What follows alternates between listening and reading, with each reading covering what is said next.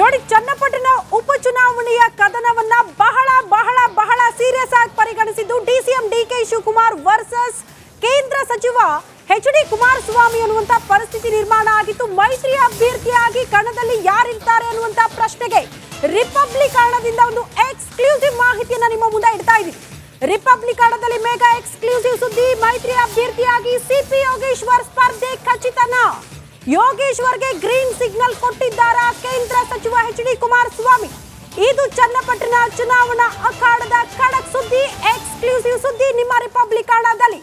ಬಹಳ ಕುತೂಹಲ ಇದ್ದಿದ್ದು ಸಿಪಿ ಯೋಗೇಶ್ವರ್ ಅವರೇ ಅಖಾಡ ಕಿಳಿತಾರಾ ಅಥವಾ ನಿಖಿಲ್ ಕುಮಾರಸ್ವಾಮಿ ಅವರು ಇಳಿತಾರಾ ಅಂತ. ಯಾಕಂದ್ರೆ ಈಗ ದೊಡ್ಡ ಮಟ್ಟದ ಟ್ರೆಂಡ್ ಆಗಿತ್ತು ನಿಖಿಲ್ ಕುಮಾರಸ್ವಾಮಿ ಅವರು ಅಖಾಡ ಕಿಳಿಬೇಕು ಅಂತ. ಬಟ್ ನಿಖಿಲ್ ಕುಮಾರಸ್ವಾಮಿ ಅವರು ಬೇಡ, ಸಿಪಿ ಯೋಗೇಶ್ವರ್ ಅವರೇ ಅಖಾಡ ಕಿಳಿಬೇಕು ಅಂತ. ಕಾರಣ ಸಪೋಸ್ ಅವರಿಗೆ ಟಿಕೆಟ್ ಮಿಸ್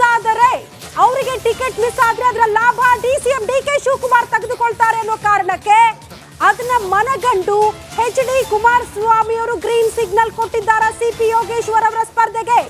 ಲಾಸ್ಟ್ ಟೈಮ್ ವಿಧಾನಸಭೆ ಚುನಾವಣೆಯ ಸಂದರ್ಭದಲ್ಲಿ ಇದೇ ಕುಮಾರಸ್ವಾಮಿ ಅವರ ವಿರುದ್ಧ ಸಿಪಿ ಯೋಗೇಶ್ವರ್ ಅವರು ಸ್ಪರ್ಧೆ ಮಾಡಿ ಸೋಲು ಕಂಡಿದ್ರು. ಸರಿಸುಮಾರು 70,000ಕ್ಕೂ ಹೆಚ್ಚು ಮತಗಳನ್ನ ಸಿಪಿ ಯೋಗೇಶ್ವರ್ ಅವರು ಪಡೆದುಕೊಂಡಿದ್ರು. ಹಾಗಾಗಿ ಒಂದು ಗಟ್ಟಿ ನೆಲೆ, ಅತಿ ಹೆಚ್ಚು ಮತಗಳನ್ನ ಹೊಂದಿರುವಂತಹ ಸಿಪಿ ಯೋಗೇಶ್ವರ್ ಗೆದ್ದೇ ಗೆಲ್ಲಬಹುದು ಅನ್ನುವಂತ ವಿಶ್ವಾಸ. ಇನ್ನೊಂದು ನೆನಪಿರ್ಲಿ, ಒಳ ಒಪ್ಪಂದ ಆಗಿತ್ತು ಅಂತ.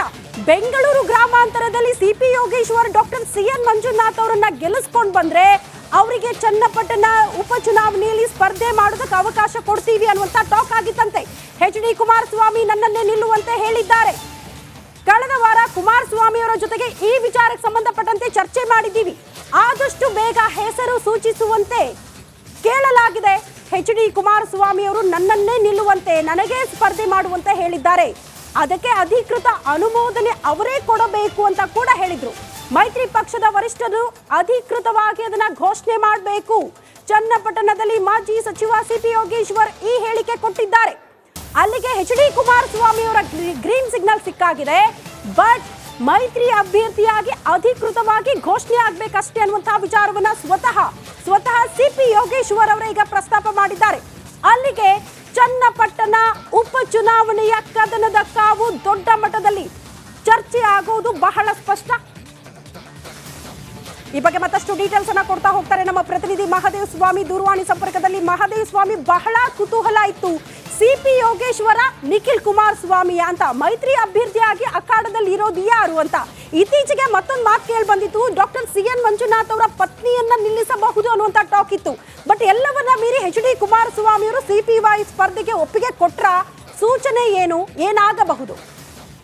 ಶ್ರುತಿ, ಪ್ರಮುಖವಾಗಿ ಇವತ್ತು ಸಿಪಿ ಯೋಗೇಶ್ವರ್ ಸುದ್ದಿಗೋಷ್ಠಿಯನ್ನು ನಡೆಸಿ ಹೇಳಿದಂತಹ ಹೇಳಿಕೆಯ ಆಧಾರದ ಮೇಲೆ ಹೇಳೋದಾದ್ರೆ ಸಿಪಿ ಯೋಗೇಶ್ವರೇ ಬಹುತೇಕ ಚನ್ನಪಟ್ಟಣದಲ್ಲಿ ಮೈತ್ರಿ ಅಭ್ಯರ್ಥಿಯಾಗಿ ಕಣಕ್ಕಿಳಿಯುವಂತಹ ಸಾಧ್ಯತೆ ಇದೆ ಅಂತ ಹೇಳ್ಬೋದು. ಯಾಕಂದ್ರೆ ಅವರು ದೆಹಲಿಯಲ್ಲಿ ಕುಮಾರಸ್ವಾಮಿ ಜೊತೆ ಮಾತನಾಡಿದ್ದೇನೆ. ಯಾಕಂದ್ರೆ ಈಗಾಗಲೇ ಕಾಂಗ್ರೆಸ್ ಪಕ್ಷದವರು ಈ ಕ್ಷೇತ್ರದಲ್ಲಿ ಆಕ್ಟಿವ್ ಆಗಿರ್ತಕ್ಕಂಥ ಹಿನ್ನೆಲೆ, ಯಾಕಂದ್ರೆ ಡಿ ಕೆ ಶಿವಕುಮಾರ್ ಇದನ್ನ ಪ್ರತಿಷ್ಠೆಯಾಗಿ ತೆಗೆದುಕೊಂಡಿರ್ತಕ್ಕಂತಹ ಹಿನ್ನೆಲೆಯಲ್ಲಿ ನಾನು ಕೂಡ ಎಚ್.ಡಿ. ಕುಮಾರಸ್ವಾಮಿ ಅವರ ಜೊತೆ ಮಾತನಾಡಿದ್ದೇನೆ. ಮೈತ್ರಿ ಅಭ್ಯರ್ಥಿ ಯಾರು ಅಂತನ್ನುವಂಥದ್ದನ್ನ ಶೀಘ್ರದಲ್ಲಿ ಘೋಷಣೆ ಮಾಡಬೇಕು ಅಂತನ್ನುವಂತಹ ವಿಚಾರವನ್ನ. ಜೊತೆಗೆ ಈಗ ಎಚ್.ಡಿ. ಕುಮಾರಸ್ವಾಮಿ ಅವರು ಕೂಡ ನನಗೂ ಕೂಡ ಗ್ರೀನ್ ಸಿಗ್ನಲ್ ಅನ್ನ ನೀಡಿದ್ದಾರೆ. ನೀವೇ ಸ್ಪರ್ಧೆಯನ್ನ ಮಾಡಿ, ನೀವು ಕ್ಷೇತ್ರದಲ್ಲಿ ಸಂಚಾರವನ್ನ ಮಾಡಿ ಅಂತನ್ನುವಂತಹ ಸೂಚನೆಯನ್ನ ನೀಡಿದ್ದಾರೆ. ಜೊತೆಗೆ ನಾನು ಕುಮಾರಸ್ವಾಮಿ ಅವರಿಗೆ ಈ ಎಲ್ಲಾ ಗೊಂದಲಗಳು ಕೂಡ ತೆರೆ ಇರಬೇಕು ಅಂತ ಅನ್ನುವಂತಹ ನಿಟ್ಟಿನಲ್ಲಿ ನೀವೇ ಮಾಧ್ಯಮದ ಮುಂದೆ ಬಂದು ಅಧಿಕೃತವಾಗಿ ಅಭ್ಯರ್ಥಿಯನ್ನ ಘೋಷಣೆ ಮಾಡಿ ಅಂತನ್ನುವಂತಹ ಮಾತನ್ನ ಎಚ್.ಡಿ. ಕುಮಾರಸ್ವಾಮಿ ಅವರಿಗೆ ನಾನು ಹೇಳಿದ್ದೇನೆ ಅಂತನ್ನುವಂತಹ ಮಾತನ್ನ ಹೇಳಿದ್ದಾರೆ. ಅಂತಂದ್ರೆ ಮೈತ್ರಿ ಅಭ್ಯರ್ಥಿ ಯಾರು ಹಾಕ್ಬೇಕು ಅಂತನ್ನುವಂತಹ ಒಂದು ಗೊಂದಲ ಚನ್ನಪಟ್ಟಣದಲ್ಲಿ ಏನಿತ್ತು ಅದನ್ನು ಬಹುತೇಕ ಅದು ಬಗೆಹರಿಸಂತೆ ಕಾಣಿಸ್ತಾ ಇದೆ. ಇದು ಎಲ್ಲದಕ್ಕೂ ಕೂಡ ಎಚ್.ಡಿ. ಕುಮಾರಸ್ವಾಮಿ ಅವರು ಇದಕ್ಕೆ ಉತ್ತರವನ್ನ ಕೊಡಬೇಕಾಗುತ್ತೆ. ಯಾಕಂದ್ರೆ ನಿಖಿಲ್ ಕುಮಾರಸ್ವಾಮಿ ಅವರು ಇಲ್ಲಿ ಸ್ಪರ್ಧೆಯನ್ನ ಮಾಡ್ತಾರೆ ಅಂತನ್ನುವಂತಹ ಮಾತುಗಳು ಕೂಡ ಕೇಳಿ ಬಂದಿತ್ತು. ಜೊತೆಗೆ ಜೆಡಿಎಸ್ಗೆ ಈ ಒಂದು ಜಿಲ್ಲೆಯಲ್ಲಿ ಕೇವಲ ಒಂದೇ ಒಂದು ಸ್ಥಾನ ಇದ್ದಿದ್ದು ಅಂದ್ರೆ ಅದು ಚನ್ನಪಟ್ಟಣದಲ್ಲಿ ಮಾತ್ರ ಶಾಸಕರಿದ್ರು.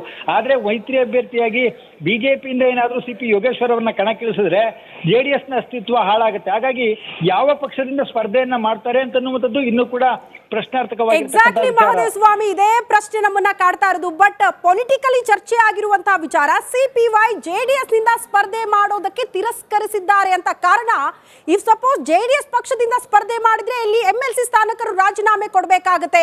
ಇಫ್ ಸಪೋಸ್ ಗೆಲ್ಲದೆ ಇದ್ರೆ ಈ ಕಡೆ ಎಂಎಲ್ಸಿ ಸ್ಥಾನನೂ ಇಲ್ಲ, ಈ ಕಡೆ ಈ ಸ್ಥಾನನೂ ಇಲ್ಲ ಅನ್ನುವಂತ ಅಭಿಪ್ರಾಯ. ಆ ಆತಂಕದಲ್ಲಿ ಸಿಪಿವೈ ಇದ್ದಾರೆ ಅಂತ ಒಪ್ಕೊಳ್ತಾರ ಬಿಜೆಪಿ ಬಿಟ್ಟು ಜೆಡಿಎಸ್ ನಿಂದ ಸ್ಪರ್ಧೆ ಮಾಡಕ್ಕೆ? ಖಂಡಿತವಾಗಿಯೂ ನಿಜಕ್ಕೂ ಕೂಡ ಸಿ.ಪಿ. ಯೋಗೇಶ್ವರ್ ಅವರು JDS ನಿಂದ ಸ್ಪರ್ಧೆ ಮಾಡ್ತಾರೆ ಅಂತನ್ನುವಂಥದ್ದು ಅನುಮಾನ. ಯಾಕಂದ್ರೆ ನೀವು ಹೇಳದ ಹಾಗೆ ಕೂಡ ಅವರು ಈಗ ಪರಿಷತ್ನ ಸದಸ್ಯರಾಗಿರ್ತಕ್ಕಂಥ ಹಿನ್ನೆಲೆಯಲ್ಲಿ ಅವರು ರಾಜೀನಾಮೆಯನ್ನ ಕೊಟ್ಟು JDS ಪಕ್ಷದಿಂದ ಸ್ಪರ್ಧೆಯನ್ನ ಮಾಡಬೇಕಾಗುತ್ತೆ. ಆ ರೀತಿಯಾದಂತಹ ಒಂದು ದುಸ್ಸಾಹಸಕ್ಕೆ ಸಿ.ಪಿ. ಯೋಗೇಶ್ವರ್ ಕೈಯನ್ನ ಹಾಕ್ತಾರೆ ಅಂತನ್ನುವಂಥದ್ದು ಅನುಮಾನ. ಬಹುತೇಕ ಅವರು ಬಿಜೆಪಿಯಿಂದಲೇ ಸ್ಪರ್ಧೆಯನ್ನ ಮಾಡ್ತಾರೆ ಮಾಡಬೇಕು ಅಂತನ್ನುವಂತಹ ಇಂಗಿತ ಅವರಲ್ಲಿ ಖಂಡಿತವಾಗಿಯೂ ಇದೆ. ಹೇಗಾದರೂ ಮಾಡಿ ಅವರನ್ನ ಮನವೊಲಿಸಿಯಾದರೂ ಸಿ.ಪಿ. ಯೋಗೇಶ್ವರ್ ಅವರು ಬಿಜೆಪಿಯಿಂದಲೇ ಸ್ಪರ್ಧೆಯನ್ನ ಮಾಡಬೇಕು ಅಂತನ್ನುವಂತಹ ಲೆಕ್ಕಾಚಾರದಲ್ಲಿ ಇದ್ದಾರೆ. ಅದಕ್ಕೆ ಕುಮಾರಸ್ವಾಮಿ ಅವರು ಯಾವ ರೀತಿಯಲ್ಲಿ ಉತ್ತರವನ್ನ ಕೊಡ್ತಾರೆ, ನಿಜಕ್ಕೂ ಕೂಡ ಕುಮಾರಸ್ವಾಮಿ ಅವರು ಒಪ್ಕೊಳ್ತಾರ ಅಂತನ್ನುವಂಥದ್ದು ಬಹಳ ಪ್ರಶ್ನಾರ್ಥಕವಾಗಿರ್ತಕ್ಕಂತಹ ವಿಚಾರ. ಸಿ.ಪಿ. ಯೋಗೇಶ್ವರ್ ಇವತ್ತು ಹೇಳಿದ್ದಾರೆ, ಅಂದ್ರೆ ಕುಮಾರಸ್ವಾಮಿ ಅವರು ನನ್ನ ಕ್ಷೇತ್ರದಲ್ಲಿ ಕೆಲಸ ಮಾಡುವಂತ ಹೇಳಿದ್ದಾರೆ, ಜೊತೆಗೆ ನೀನು ಅಭ್ಯರ್ಥಿ ಅಂತ ಹೇಳಿದ್ದಾರೆ ಅಂತನ್ನುವಂತ ಮಾತನ್ನ ಹೇಳಿರಬಹುದು. ಆದ್ರೆ ಕುಮಾರಸ್ವಾಮಿ ಅವರು ಇದನ್ನ ಅಧಿಕೃತವಾಗಿ ನಿಜಕ್ಕೂ ಕೂಡ ಘೋಷಣೆ ಮಾಡ್ತಾರಾ ಅಂತನ್ನುವಂಥದ್ದು ಯಕ್ಷ ಪ್ರಶ್ನೆ. ಶ್ರುತಿ. ಓಕೆ ಮಹದೇವ್ ಸ್ವಾಮಿ, ಧನ್ಯವಾದಗಳು ತಮ್ಮೆಲ್ಲ ಮಾಹಿತಿಗೆ. ಒಟ್ನಲ್ಲಿ ಒಕ್ಕಲಿಗ ನಾಯಕ ಯಾರು ಆ ಕದನಕ್ಕೆ DCM DK ಶಿವಕುಮಾರ್ ಅವರು ಈ ಚನ್ನಪಟ್ಟಣ ಉಪಚುನಾವಣೆಯ ಕದನವನ್ನ ಬಹಳ ಸೀರಿಯಸ್ ಆಗಿ ಪರಿಗಣಿಸಿದ್ದಾರೆ. ಬಟ್ ಇಲ್ಲಿ JDS ನ ಅಸ್ತಿತ್ವದ ಪ್ರಶ್ನೆ, ಸಿ.ಪಿ. ಯೋಗೇಶ್ವರ್ ಅವರು JDS ನಿಂದ ಸ್ಪರ್ಧೆ ಮಾಡ್ತಾರಾ, ಬಿಜೆಪಿಯಿಂದ ಸ್ಪರ್ಧೆ ಮಾಡ್ತಾರಾ, ಬಹಳ ಕುತೂಹಲ ಇದೆ.